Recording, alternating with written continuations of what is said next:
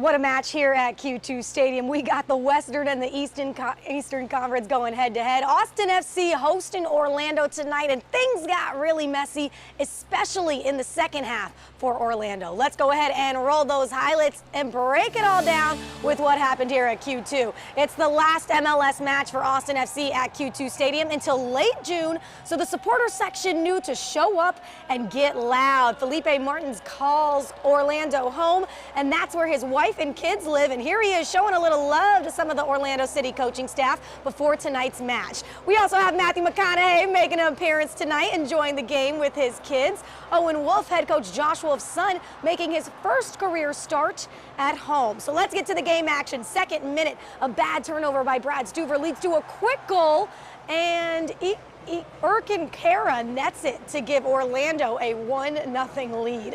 Orlando scores again in the 22nd minute, and it is 2-0 at the half.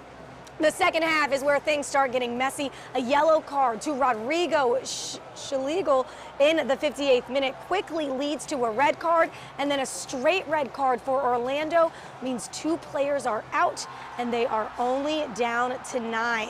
Austin FC takes advantage as Schlegel leaves the pitch. Sebastian Driussi converts the penalty, and it is a 2-1 match. In extra time, Musa, who hasn't played since March, finds the back of the net and ties this game up at 2-2, and that will be your final. Here is what head coach Josh Wolf had to say following the match. Quite an unusual game. Obviously, we didn't start particularly well. And I think the red cards, what started to transpire in the game, obviously gives us a little bit of a step back into the game. But I think we rallied hard. Obviously, the end of the game is the end of the game, and I'm probably more disappointed that we didn't somehow grab the win, given that we were up 2 guys. But it wasn't a great start from us, and we'll have to continue to address those things. I think it's bringing the opponent in and obviously giving them a goal right out of the gate was difficult. But second half a little bit better. But it was an odd game in that respect. So we'll look at the video, review it, and try to take the positives from it and move forward. We got a big game next weekend against LA Galaxy.